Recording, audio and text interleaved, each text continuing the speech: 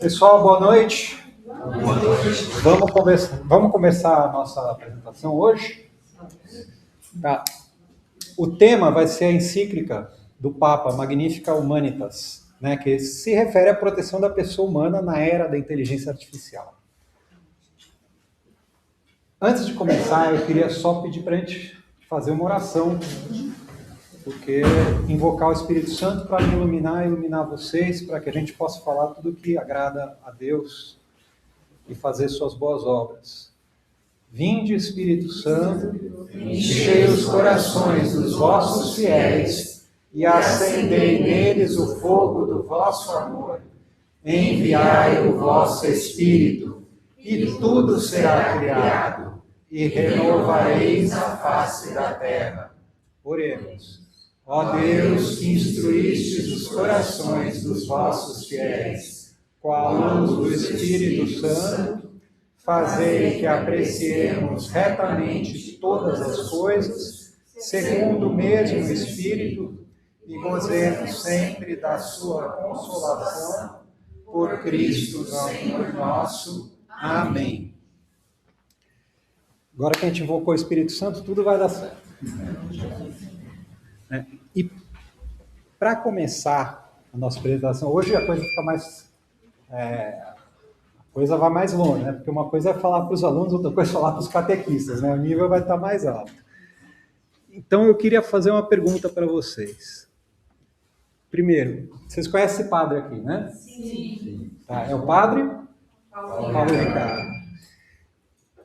Uma coisa que ele falou, que quando eu li a encíclica, eu fiquei pensando, ficou na minha cabeça é a seguinte: é lindo ser católico, gente.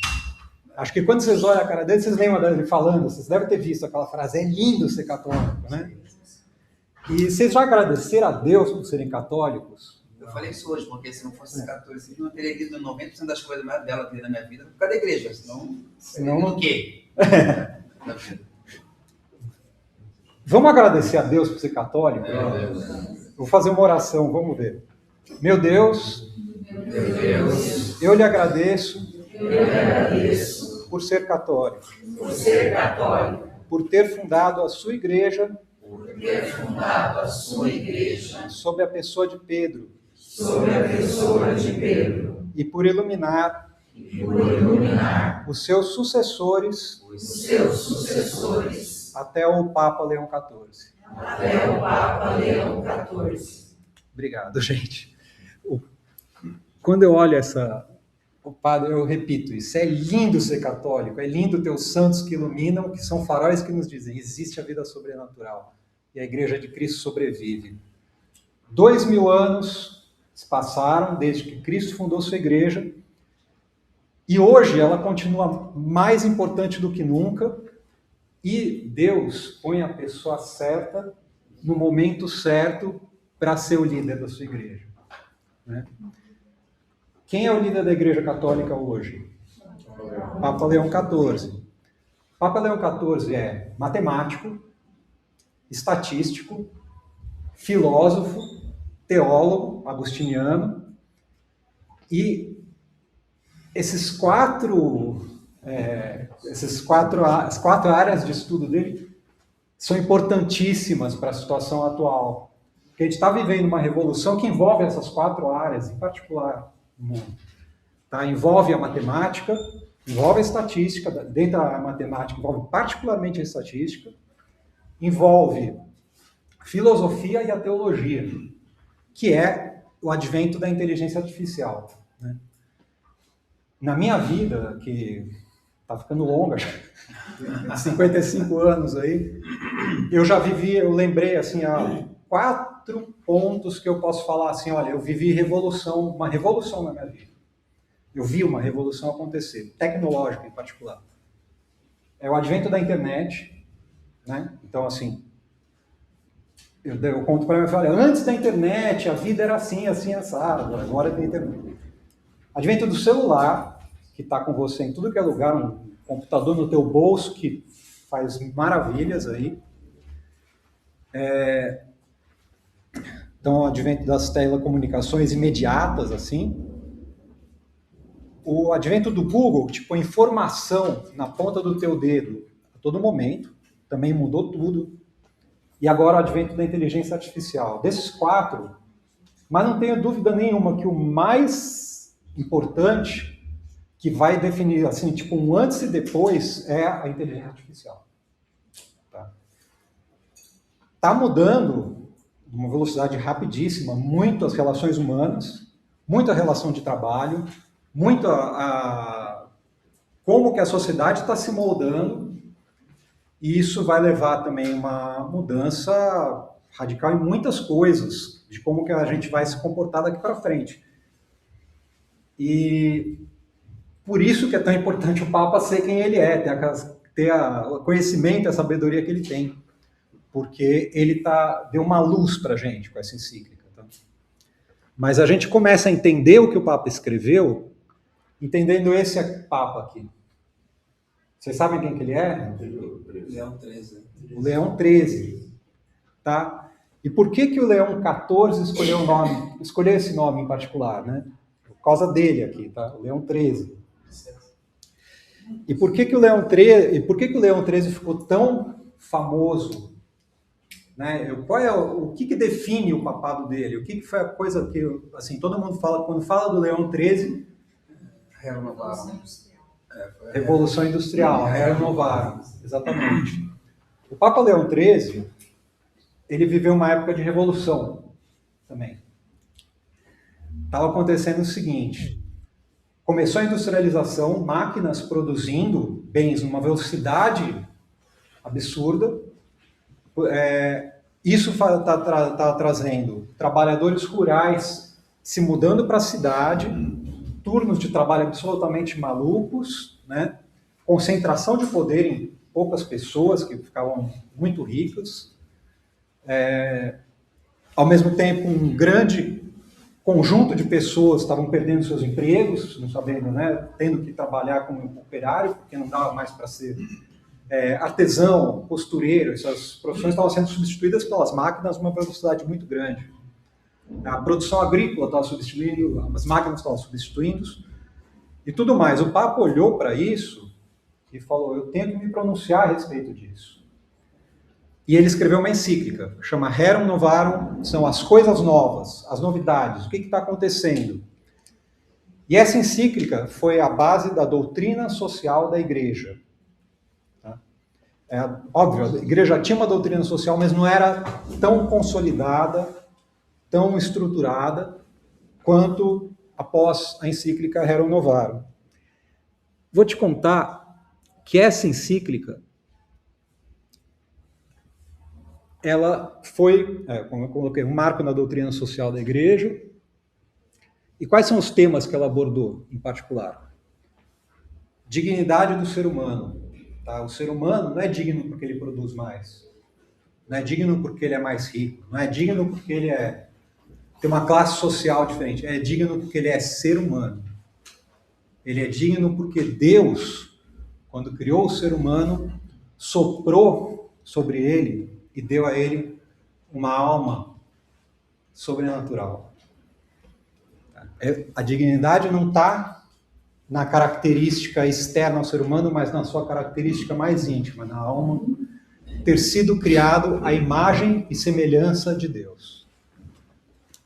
Outro ponto, ele falou sobre o direito à propriedade privada, que já era uma coisa que estava sendo agitada lá dentro, nessa época, inclusive com essa Revolução Industrial.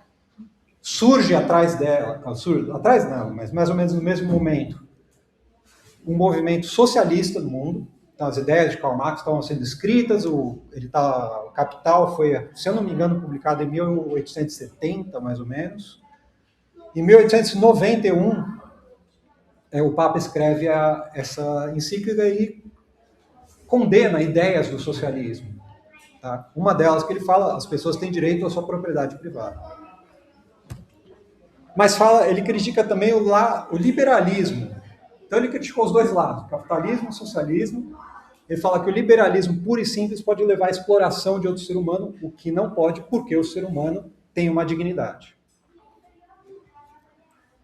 E ele fala do papel do Estado, que é, em particular, proteger os mais fracos, garantir justiça social e regular relações de trabalho. Então ele vai falar, os trabalhadores têm direito a se reunir, ter um sindicato que os defenda, precisa existir leis justas para os trabalhadores, etc, etc. Eles têm que ter direito a descanso, não podem ser explorados, etc, etc. Então a preocupação do Papa é, em particular, com o ser humano, com aquela pessoa que está lá sendo envolvida na Revolução Industrial.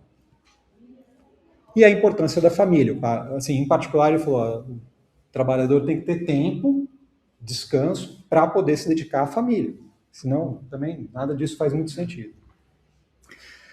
Era considerado, assim, o trabalhador muitas vezes era considerado uma peça a mais, né? Lá, você põe, você não está produzindo, tira, põe outro, não importa. Assim, não tem... Assim, mas não importa a educação que ele tem, não importa o que ele aprendeu, não importa nada, importa que ele faça aquele trabalho repetitivo, monótono, etc., porque a máquina tem que girar. O Papa vai criticar isso aí. E como que isso ainda está atual, né? Atual demais. Vou te falar uma coisa. Nossa. A encíclica foi publicada em 1891, só que 40 anos depois, um outro Papa que eu não vou lembrar exatamente qual foi, depois vocês consultam, deixo a lição de casa para vocês. Escreveu a encíclica 40º ano para dizer, essa encíclica vai atualizar os pontos que o Papa Leão XIII falou 40 anos depois. 70 anos depois veio outra encíclica que atualizou os pontos. 90 anos depois veio mais uma encíclica. E 100 anos depois o João Paulo II escreveu mais uma encíclica. Todas elas reverenciando a Rerum Novarum. Você vê a importância desse documento. E adivinha o que aconteceu agora? O Papa, que foi escolhido, Leão XIV, pôs o nome de Leão XIV por causa de Leão XIII, falou, este momento estamos vivendo outra revolução, como viveu a revolução na época da Revolução Industrial, e eu vou atualizar a Rerum Novarum também, publicou a encíclica Magnificat Humanitas, no dia 15 de maio, que foi o dia que a Rerum Novarum foi publicada, para não ter nenhuma dúvida que a relação entre elas é forte, né? E veio a falar, então, desta nova revolução que está acontecendo, revolução tecnológica, dessa época que a gente está vivendo. Né? Assim, Deus escolheu uma pessoa certa, eu vou repetir isso aí, porque é uma coisa maravilhosa, assim. Disseram que não, ele foi escolhido porque é americano para poder falar contra o presidente Donald Trump. Palhaço quem fala isso. A encíclica começa com duas figuras. Ele apresenta duas situações. Né? Uma é essa aqui, a construção da Torre de Babel. E outra, essa aqui, a reconstrução de Jerusalém pelo profeta Neemias. Então ele apresenta, é o seguinte, estamos numa situação, nesse momento, está havendo uma revolução, estão construindo coisas grandes, mas a humanidade pode decidir construir uma Torre de Babel ou pode decidir se juntar e fazer uma reconstrução como o profeta Neemias fez, quando o povo de Israel estava retornando a Jerusalém após o exílio. Tá? Essas duas figuras vão acompanhar o texto dele ao longo de todo o documento, tá? Porque ele fala, o importante é isso. A Torre de Babel é a tentativa de construir algo para... Assim, o que está escrito lá no Gênesis 11? Nós vamos fazer os homens se reuniram e falaram, vamos fazer uma torre para chegar até o céu e dar um nome a ele. Ou seja, a gente vai fazer o nosso próprio Deus. Deus somos nós agora, é nossa tecnologia, nosso poder, nosso entendimento. O profeta Neemias falou, não sou eu que vou reconstruir, eu vou juntar o povo, eu vou convocar as pessoas, nós vamos rezar, nós vamos construir juntos algo que seja bom para todos. Com Deus, em nome de Deus, para Deus. Então ele falou, gente tem a chance de seguir um ou outro caminho. Vamos ver qual é o caminho, o que a gente pode fazer para escolher o caminho certo nessa revolução, né? Outra figura que ele põe, sendo ele bom agostiniano que é falar também da cidade de Deus, cidade dos homens, né? Que é um livro de Santo Agostinho, a cidade de Deus, cidade dos homens. Vai no mesmo tema. Os homens queriam construir uma cidade para louvar a si próprios, esquecendo de Deus. Outros queriam construir uma cidade para louvar a Deus, diminuindo-se a si próprio, levando a Deus. Falou, a gente está sob essa bifurcação, a gente tem que escolher qual caminho seguir. Mas o que é, então, inteligência artificial? A gente colocou esse tema, né, ele colocou esse tema muito forte, falou muito na encíclica, mas, em particular, ele definiu muito rapidamente o que é, ou falou um pouco de alguns detalhes que eu vou aproveitar, é minha área. Vou puxar a sardinha para o meu lado um pouquinho e falar um pouquinho o que é. Né? Inteligência artificial é composto de duas palavras, inteligência e artificial. Uma delas é fácil de definir, o que é artificial? Tá? O que vocês dizem quando vocês pensam artificial? Contrário de natural. Contrário de natural. Né? Quando a gente fala, por exemplo, não é só o contrário de natural, mas é algo que imita o natural. Né? Mas é falso. Então você fala assim, uma flor artificial. Uma flor artificial não é uma flor natural, mas ela parece com uma flor natural. Né? Ela tem lá as pétalas, tem uma aparência, tem um caule, tem uma cor verde no caule, cor vermelhinha nas pétalas, é uma rosa artificial, mas não é uma rosa real. Né? E a gente pensa assim, ela aconteceu na natureza naturalmente? Não, o homem foi lá e fez, imitando algo que existe de verdade. Então, artificial é fácil de entender. Inteligência não é tão fácil assim. Tá?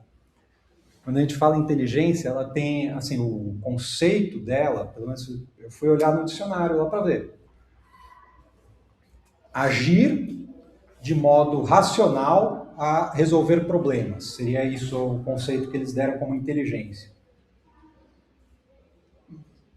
Ok, é uma definição, mas você pensa assim, sei lá, se de repente você vê assim, a água está escorrendo por esse caminho quando você vê um rio, porque é o caminho de menor energia, assim, ele está agindo de modo inteligente, ele está resolvendo um problema, naturalmente, sim. Mas não está agindo de modo inteligente, não tem nada que aconteceu lá que construiu aquilo. Inteligência, em particular, é algo da alma. E coisas relativas à alma são muito difíceis de definir. Né? Por exemplo, a beleza é algo da alma. A alma entende a beleza. Mas você diz assim, então, o que é belo? Pô, vai pensar e tentar descrever o que é belo. Você consegue dar exemplo, uma rosa é bela, natureza é bela, mas dizer exatamente o que é, isso vai ser dificuldade. Uma coisa que a alma vê, mas, vamos dizer assim, descrever isso é difícil. O fato é que, tão difícil é que inteligência artificial, quando criaram esse termo, quem criou lá atrás foi um cara chamado Alan Turing, né, matemático, trabalhou na Segunda Guerra Mundial, defendendo os ingleses, né?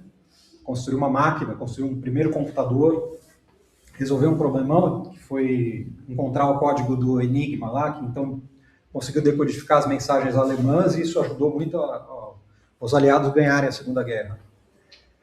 Ele cunhou esse termo e cunhou também um teste para saber se o computador é de fato inteligente. Que era assim, você fazia... como é que ele falou? Você só vai dizer que o computador é inteligente se você conseguir fazer perguntas para ele. Ele responde e você não distingue se é um humano ou um computador respondendo. Então, o teste que ele propôs para dizer assim, olha, vou dizer que o computador é inteligente quando posto no mesmo... em condições iguais, ou seja, você tem na tua frente uma tela, você não sabe se está falando com uma outra pessoa que está respondendo ou com o computador. escreve uma pergunta, vem uma resposta.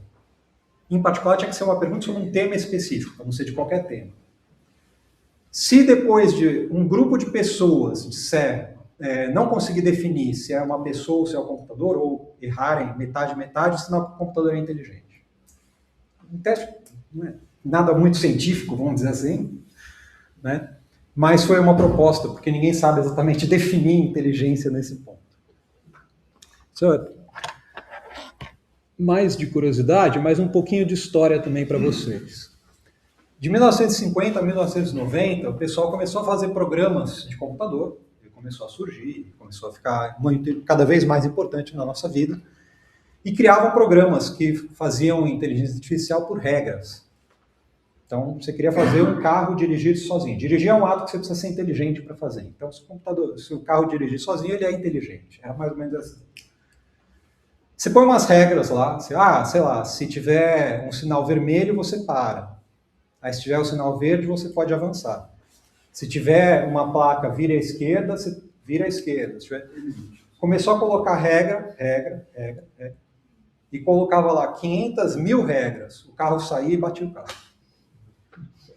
Não conseguia ser inteligente. Sim, o ser humano descobriu é que ele não sabe por que ele sabe as coisas. Ele não consegue definir as regras do que ele próprio conhece. O limite do que a gente conhece e consegue se explicar racionalmente é pequeno. Tá? A gente tem muita intuição, muita coisa que a gente faz sem saber explicar porquê, e colocar isso para dentro do computador como regra é extremamente difícil. Tá? Então, o computador era burro. Você programava ele durante anos, botava numa situação real, ele quebrava assim muito rapidamente. Até que alguém teve uma ideia. Vamos imitar o cérebro humano? A gente sabe mais ou menos como o neurônio funciona.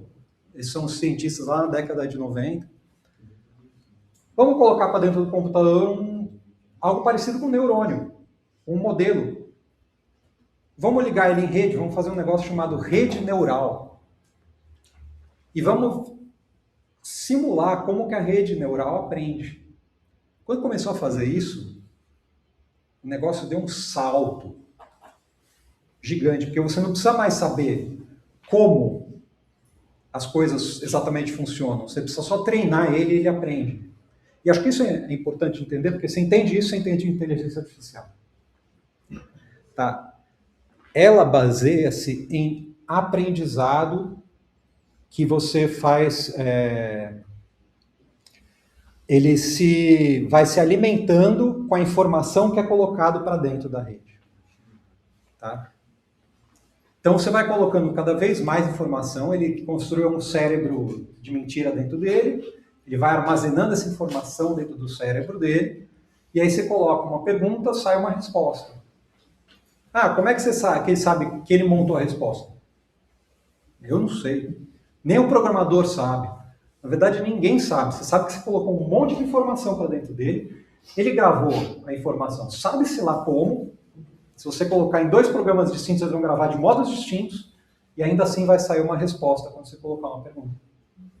E se você fizer a mesma pergunta várias vezes, pode sair várias respostas? Vão sair várias respostas diferentes. Você vai no ChatGPT, faz o teste. Muitas vezes ele até põe um negócio, coloca 2 respostas, já viram isso aí, né? Para ver qual é. 2 respostas lado a lado, que são levemente diferentes. Vocês falam assim, escolhe quais vocês acham melhor. Quando vocês estão escolhendo quais vocês acham melhor, vocês estão ensinando ele, tá? Só para dar o parênteses. Estão treinando ele para ele saber, esse estilo é melhor do que esse estilo aqui. Entendeu? Faltava para o bicho ficar realmente capaz de ter uma quantidade de informação muito grande. Isso não é problema, surgiu a internet.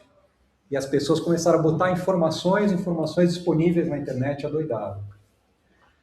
E aí, eu já chego na IAG, né? Ele começou a treinar com a internet toda e jogar para dentro do cérebro dele. E aí começou a sair umas coisas, começaram a ficar inteligentes. Começaram a ficar interessantes as respostas. E é o que a gente tem nessa situação. Mas ele era basicamente uma reprodução daquilo que você inseriu. Ele não criava nada, né, do zero, vamos dizer assim. A pessoa falou, tudo bem, se você já botou 500 imagens ou 500.000 imagens de quadros, vamos ver se a gente consegue fazer ele criar um quadro? Tá, começou a criar programas que ele começa a criar novas coisas baseado no que ele já armazenou dentro do cérebro falso dele. Isso chamaram de EA generativa. Isso é bastante novo. Tá? Começou a ficar bom de 2, 3 anos para cá só. Que é esse negócio que você pede para o ChatGPT, faça uma imagem de uma vaca dançando. Ele faz uma imagem lá. Faz uma imagem de um carro no estilo Van Gogh. Ele viu todos os quadros de Van Gogh, ele viu tudo que é imagem de carro, ele consegue juntar as duas coisas. Então, e a generativa, ou faça um texto, escreva uma redação. Aliás, quem é professor aqui? Deve estar com uma dor de cabeça pela frente, né? De saber assim. Isso não foi você. Aliás, a gente está começando a aprender agora como lidar com o Google, que conseguia dar algumas respostas que a pessoa tinha que ir 10 fontes e escrever, sei lá, fazer copy-paste de algumas assim para montar. Agora você não precisa mais nada, né? Você pergunta, escreve um texto com, sei lá, 1000 palavras sobre determinado assunto, sai um texto lá. É complicado a vida. Você reclama e não obedece. Pois é. O que eu via mais engraçado era uma tira assim, tava lá, a professora fala, escreva uma redação de 2 páginas sobre tal assunto. Aí o aluno, 2 páginas. ChatGPT, faz uma redação de 2 páginas sobre esse assunto. Tá, entrega. Aí a professora, eu vou ter que ler 2 páginas. ChatGPT, resume essas 2 páginas para eu poder.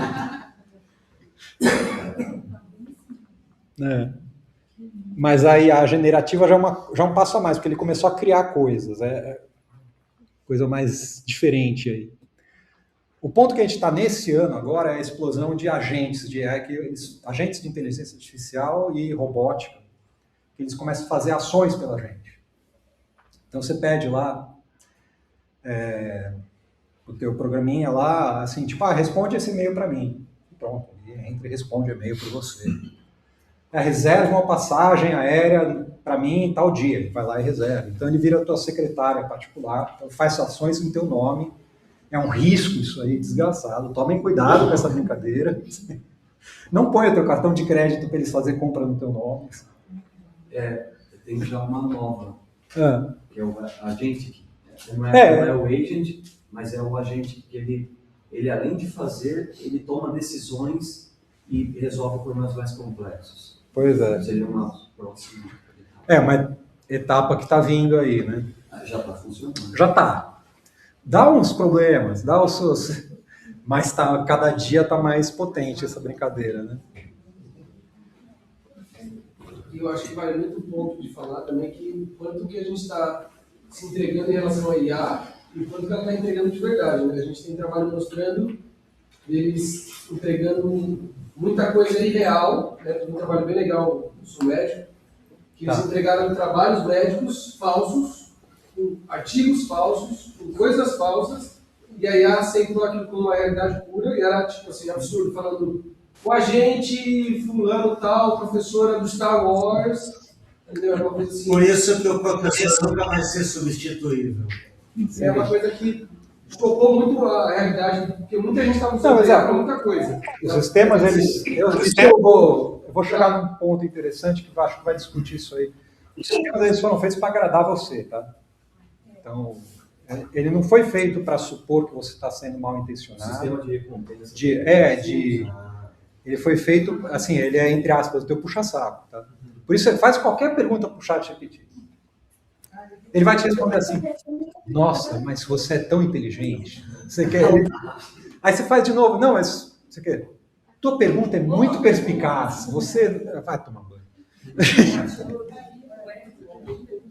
Uma coisa que eu colocar que é bem interessante que ele falou é que a inteligência artificial ela depende muito dos dados que foram utilizados para o treinamento. Sim, sim. Então, se os dados usados no treinamento têm discrepâncias ou têm um viés, né, ideológico, não importa, ela vai seguir esse viés. Exatamente, isso vou chamar a atenção disso. E o que a gente Só- perguntar também, né? Ah, sim. O bom perguntador vai ter uma boa... Não, ele está te rastreando, ele sabe. A diferença que a gente tem treinado no corporativo é como você se comunica com a inteligência. O quanto você entrega do seu conhecimento para ele te dar a resposta mais próxima do que você espera. Sim. Tem um nome para isso, né? Vou falar rapidamente onde que a gente está, para onde a gente está caminhando, tá? Que é IA geral e singularidade. Eu vou deixar só os termos aqui, tá? Porque eu vou fazer um slide só sobre isso lá na frente. Isso aqui vai chamar mais a atenção de vocês, até por serem, a maioria aqui acho que é catequista. A gente vai ver aonde que a gente está indo, para onde a gente está indo. Se a gente está construindo a Torre de Babel ou se está reconstruindo Sabe que Jerusalém. eu vi assim um perigo com essa IA? Hum. Tem uma adolescente que eu conheci, deve ter uns 15 anos, então ela tinha problema em casa e tinha irmãos dentro de casa, mas ela não conversava. Então o IA virou amigo dela. Sim. Então chegou um ponto que ela queria aquela pessoa que escrevia, né, a máquina que escrevia, pessoalmente. Como eu faço para Transformar em alguém. ela já estava confundida, achava que era uma pessoa que era um amigo dela. Isso é um risco. Mas a gente vai chegar lá, calma. Estou só dando uma historinha de como é que a gente chegou onde a gente está hoje, tá? Uma pessoa, ela queria interagir com a pessoa. E aí eu vou chegar nessa pergunta. Inteligência artificial é boa ou é má? E isso foi um ponto que o Papa gastou bastante tempo na encíclica dele, escrevendo e perguntando e tentando responder. O que ele fala é que eu vou dar a citação particular que ele responde, ele não responde diretamente isso, mas ele chama a atenção de um ponto. Muita gente fala assim, a inteligência artificial é neutra, né? Tipo, uma faca de cozinha, ela é boa ou é má?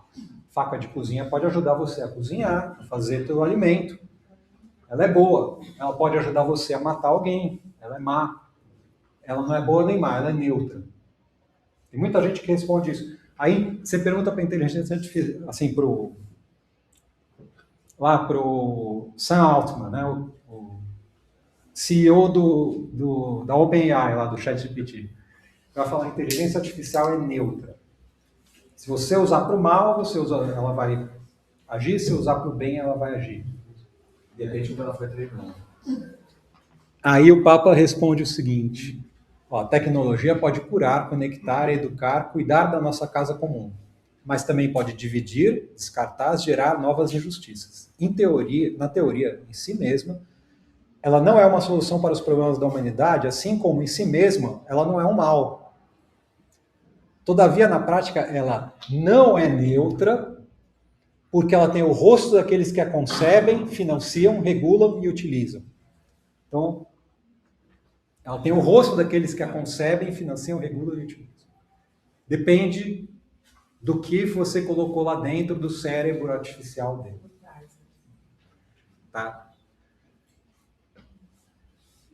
Você dizer que ela é neutra é perigoso.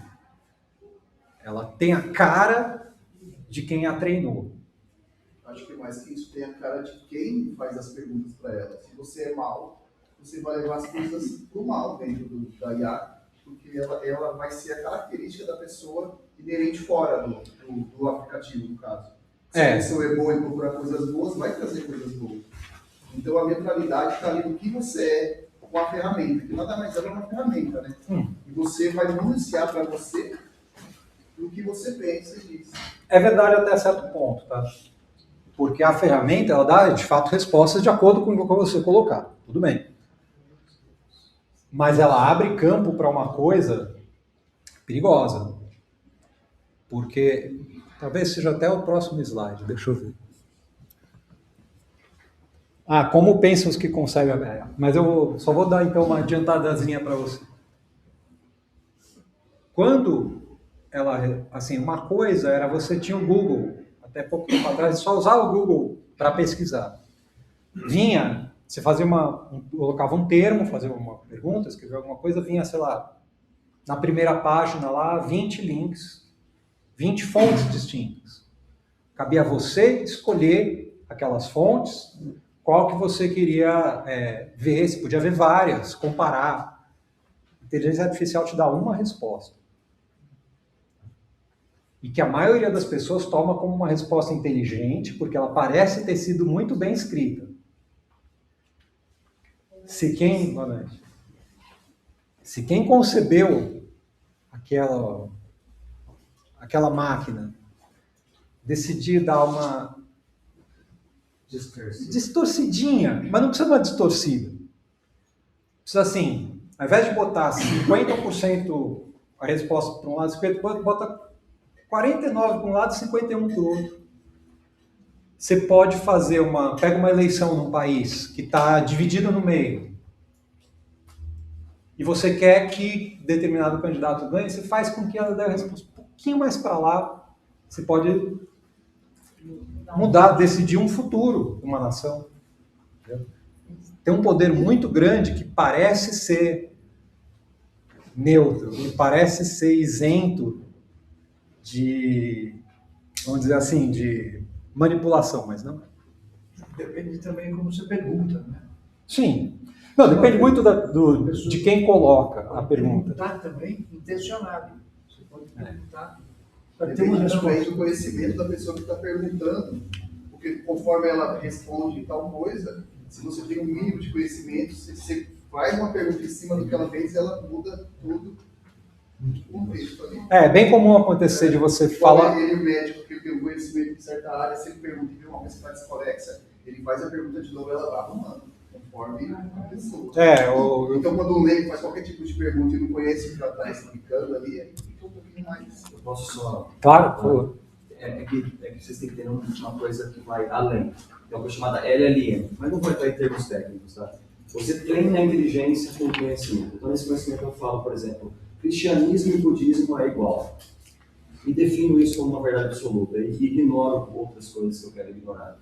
Aquele conhecimento daquilo que você está perguntando, ela só parte do pressuposto daquilo. E ela, por mais que você mude a forma de perguntar, você mude para A ou para B, não importa. Ela vai dar perguntas e vai dar um viés de quem definiu aquela base de conhecimento que está por debaixo. Então, é claro que tem técnicas de quem pergunta, como pergunta, tudo que estão falando realmente acontece. Mas o treinamento que acontece, o modelo como ele foi concebido, vocês não conseguem mudar isso. Foi definido por quem treinou e quem pagou por aquilo.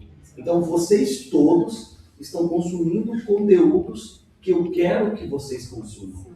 Entendem isso? É um risco. Existe um risco aí, onde vocês deixam de ler livros, deixam de buscar o conhecimento, porque vocês confiam numa verdade, né, numa origem de dados, mas aquela origem de dados ela tem um viés. Só que vocês não sabem disso. Acho que esse é o ponto. Exato. Bom, como é que penso? A gente falou, o Papa falou, eu coloquei no slide anterior, que ela não é neutra, porque ela depende daqueles que a consideram, né? Eventualmente dá um viés ou alguma coisa assim. Então vamos ver como é que pensam as pessoas que conceberam as IAs, quem são os atuais líderes desse ramo aí, né? Em particular, assim, quando foi perguntado para alguns pensadores o que vai acontecer daqui para o futuro, tá? Eu pesquisei isso, em particular com um cara que eu vou colocar aqui o nome dele depois, mas também com outras fontes, são pensadores, vamos dizer, futurólogos, sei lá o nome que queira dar, pessoas que estão pensando sobre o que vai vir a acontecer. Eles falaram, ela está caminhando para estar presente em todos os sistemas, todos os lugares, né? Isso é minha área, eu vejo isso acontecer, está acontecendo mesmo.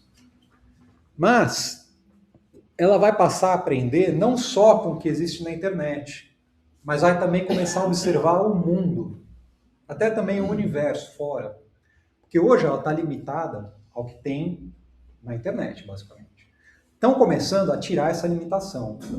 Por exemplo, câmeras, né? O pessoal está começando a pegar as câmeras e alimentar lá, está começando a botar sensores em tudo que é lugar e colocar as informações para dentro, está começando a gravar nossas vozes para pegar o que não está na internet, mas o que a gente está conversando e botar para dentro. Quantas vezes vocês já conversaram sobre um assunto e apareceu uma porcaria de uma propaganda sobre aquele assunto no teu aplicativo? Me fala. Aconteceu com vocês? Aconteceu comigo. Eu bloqueei o microfone do Instagram para não ter mais isso, porque estava enchendo a paciência. Né? Ele está vendo o que eu estou falando. E está aprendendo com isso. Então, então eles estão levando o conhecimento para um ramo maior, ampliando a gama aí do que a inteligência artificial vai aprender. Mais do que isso, ela vai passar a controlar os serviços. Então eles falam assim, vai controlar a companhia aérea, então os aviões vão voar sozinhos, os carros já estão meio começando a se dirigir sozinhos, né? Mas vai controlar também o trânsito, vai controlar tudo.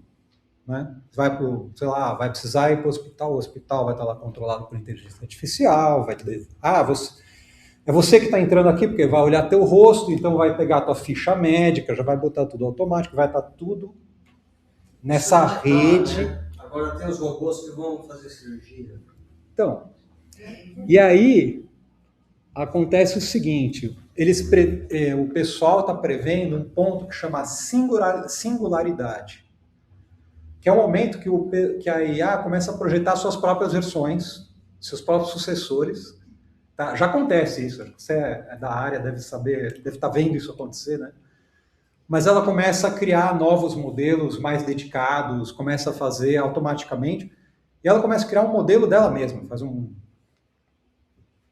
Já tem uma estimativa de ano para isso. Isso, já tem, né? Tudo bem que já tinha, eu vi, depois posso até compartilhar, assim, tinha uma estimativa disso feita eu vi em 2013.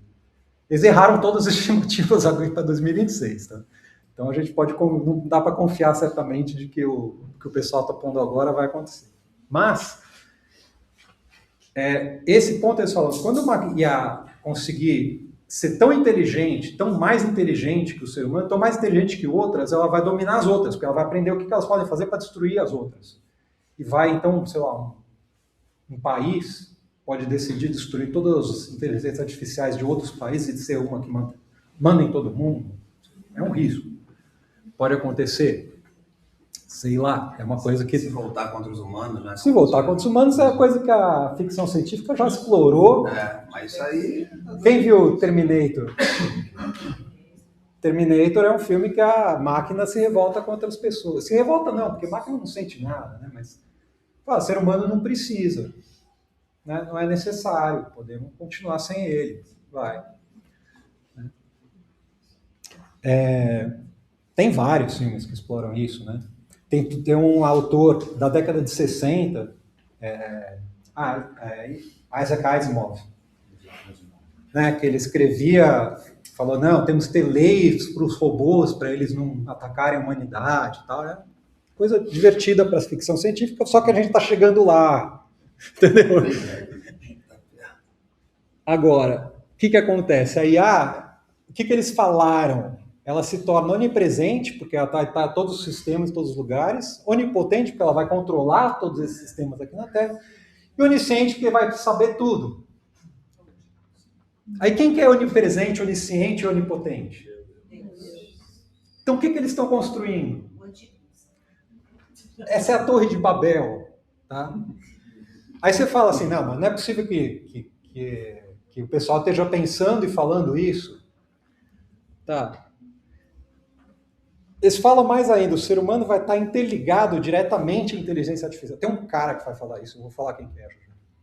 Ele recebe dele a imortalidade, a felicidade, a divindade. Ela nos compreende melhor que nós mesmos e por isso a gente pode e deve dar a ela o controle de nossas vidas.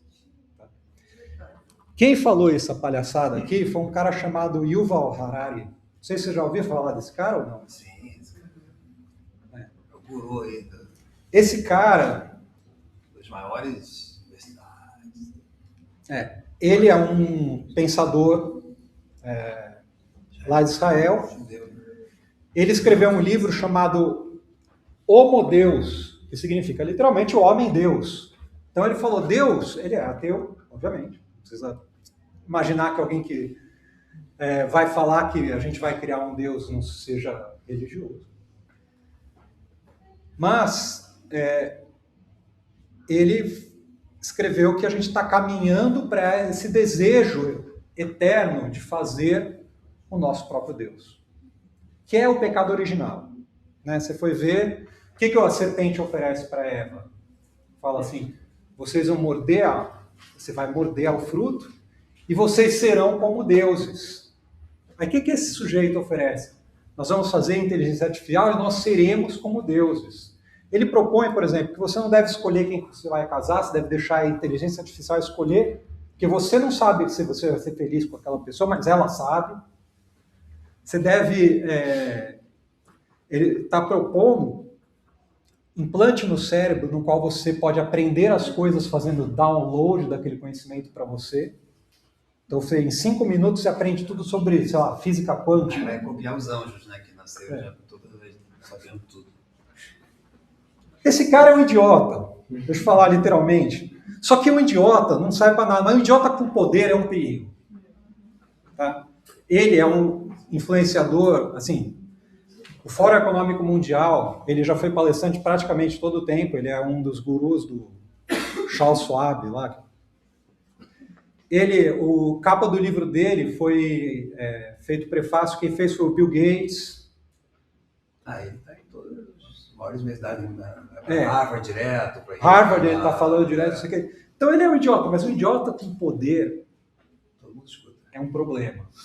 Entendeu? Nero era um idiota e ele tinha poder. E o que ele fez contra os cristãos? Então, deixa eu voltar um pouquinho, calma. Calma, vamos entrar no caso do Brasil, vamos sério. Vamos voltar para o Papa.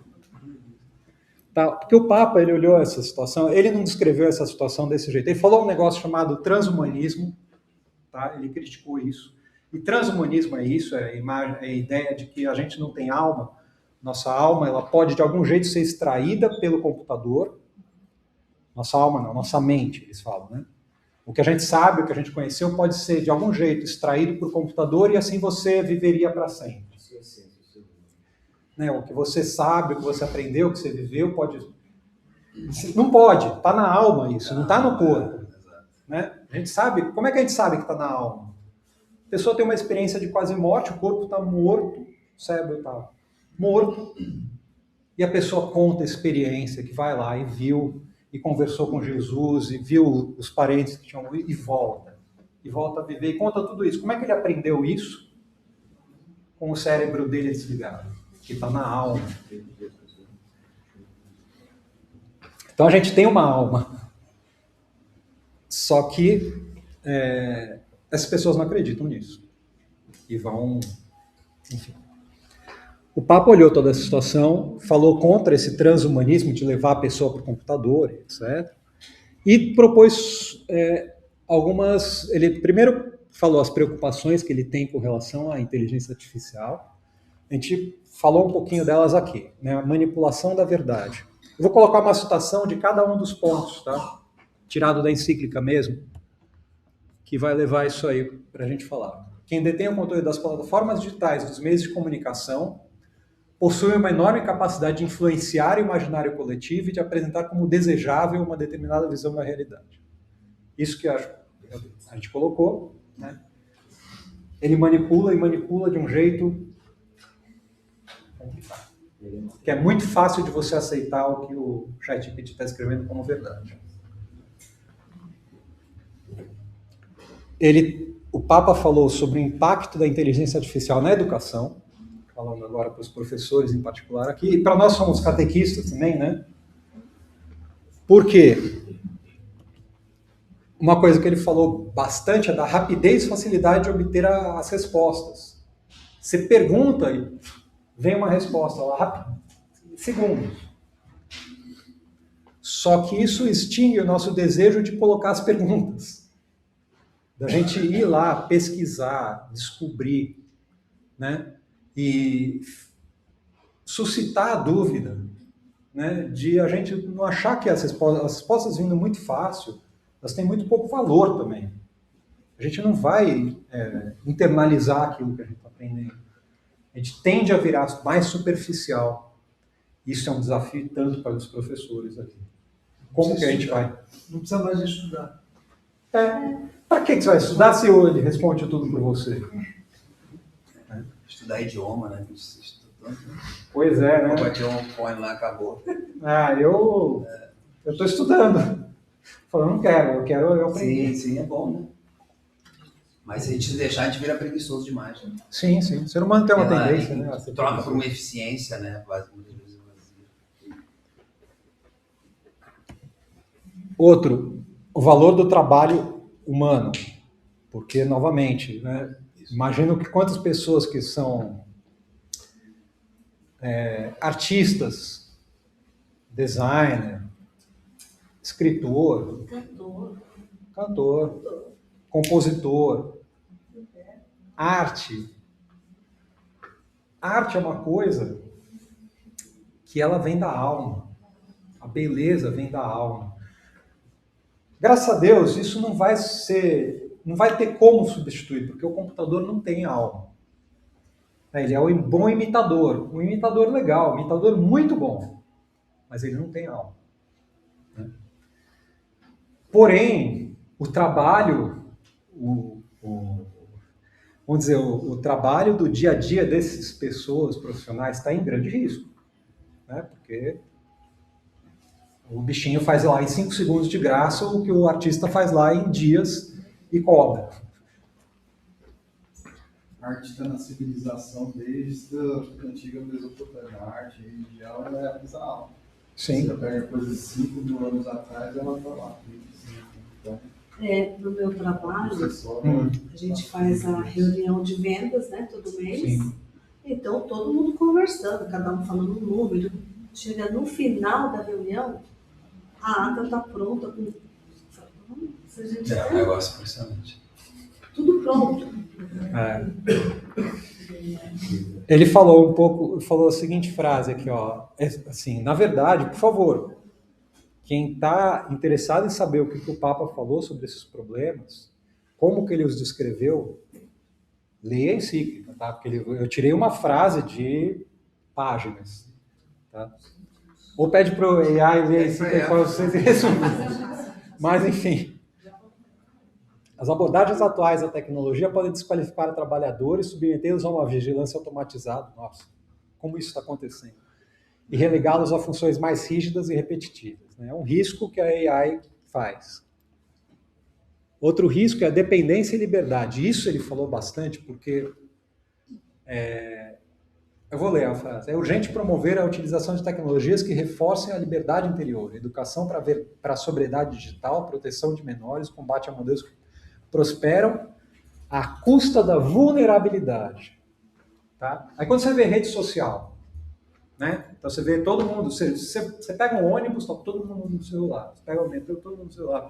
Sala de espera de médico, todo mundo no celular. Né? Aquilo lá é feito para viciar a gente, tá? Fica bem claro, assim, os algoritmos eles fazem para você não tirar a atenção do aplicativo lá, tá? Isso é tão mais verdade quanto mais a pessoa for precisar, né, tiver mais vulnerável. Acho que você deu um exemplo muito bom disso. Né? A menina estava mais vulnerável, foi mais verdade que aquela tecnologia atingiu. Então, cabe a nós, educadores, catequistas, ensinar os jovens a pensar por si só, a não acreditar no que está lá, a discutir, a bater de frente com o que a gente está ensinando. Né? Eu gosto quando alguém vem e não acredita no que eu falo, porque daí faz a pessoa pensar mais, para tentar responder, e por aí vai. E esse ponto foi muito importante, a cultura do poder e da guerra. Que ele botou, rede de comunicação, os ambientes informativos fragmentados e algoritmos privilegiam o confronto.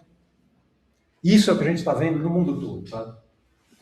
O Brasil está dividido entre duas oposições políticas. Você fala, nossa, o Brasil está dividido. Brasil não, o mundo inteiro tá. O mundo inteiro. Sabe o que acontece? O ser humano tem essa característica de querer estar num grupo. E aí, quando a gente está dentro do nosso grupo, a gente fica mais feliz. A gente conversa com pessoas que que fazem parte daquilo que a gente gosta, tal. Rede social atraiu pessoas. Era muito difícil encontrar alguém que gostasse de computação como eu gostava quando jovem. Mas aí agora com a rede social, você encontra os melhores da área, estão juntos lá.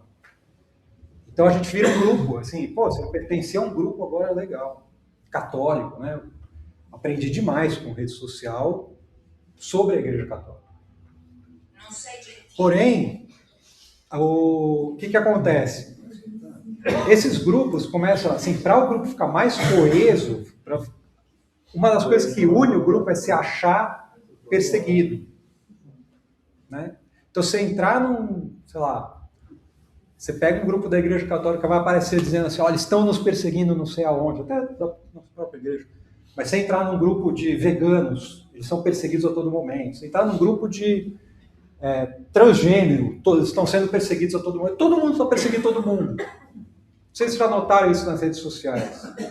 Você é agrupado num momento e depois todo mundo fala assim, todo mundo está te perseguindo. Isso dá um senso de força nesse grupo e de ódio ao grupo alheio. Então as pessoas estão cada vez mais polarizadas por conta disso. Isso o Papa chamou muito a atenção. Falou que a guerra virou um modo de agir, inclusive de governos, de promover isso aí, para promover ódio mais do que união. E não precisa ir muito longe, só abre o olho e ver que isso está acontecendo. E ele chama atenção. Isso é o que a gente quer construir para o futuro? Então ele propõe algumas soluções também. Tá? Ele fala, a gente tem que construir, na verdade, uma civilização de amor, não de ódio. Tá? Falar, mesmo nas noites mais escuras, o Senhor suscita homens e mulheres que são capazes de não se resignarem e perseverarem no bem, pessoas que protegem os mais fracos e abrem caminhos para a reconciliação. Gente, ele chama a gente a agir, a fazer o que a gente está fazendo aqui, a ser catequista, levar a palavra de Deus à frente. Tá? A gente fala às vezes, poxa, mas eu sou um só, né? Contra gentes tão poderosas que tem por aí, o que eu vou conseguir contribuir? E aí, para lembrar a gente disso, ele fez uma citação de um autor que eu gosto, acho que quem é fã do Senhor dos Anéis acabou escorreu uma lagriminha do olho esquerdo, assim, quando ele fala, numa encíclica papal, uma citação do livro do Senhor dos Anéis, né? E o personagem é o Gandalf. Não vou ler porque minha voz já está indo para as cocuias aqui. Mas que é isso, a gente tem que fazer o que está na nossa frente. A gente não sabe o que Deus vai fazer com aquele pouco bem que a gente vai levar à frente. É isso aí. E outro dia eu vi uma pessoa comentando o seguinte: Martin Luther King, ele mudou os Estados Unidos. E aí ele falou assim, como que ele conseguiu mudar os Estados Unidos? Ele era uma pessoa. Ele falou, quem me inspirou foi a minha avó. O que ela fazia? Ela falava para eu fazer a coisa certa quando eu era pequeno e não sei o que, não importa quanto preconceito sofresse. Faça o bem, faça a coisa certa. E ela era faxineira, estava lá. Falou, gente, a avó fez uma mudança no mundo inteiro. A gente não sabe, às vezes, o pouco de bem que a gente vai fazer é onde Deus vai levar.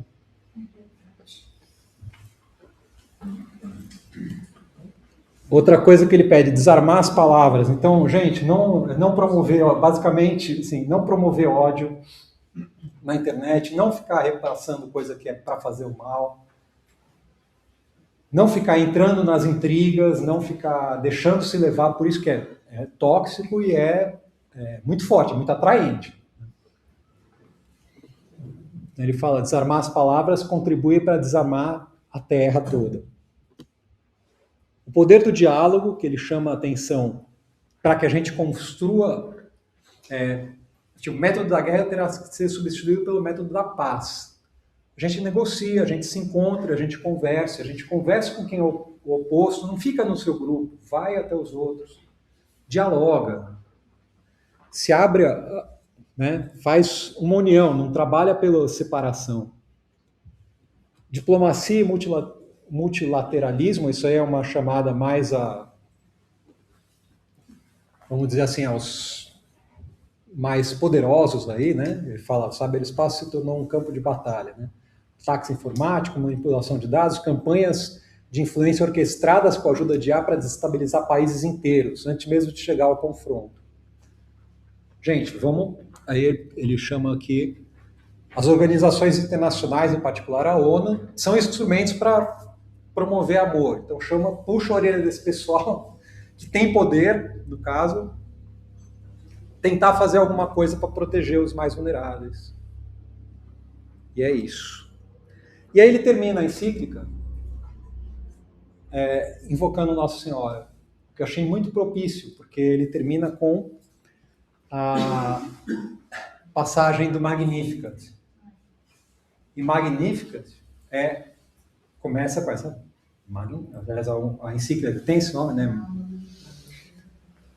E começa com a frase de Maria, a minha alma.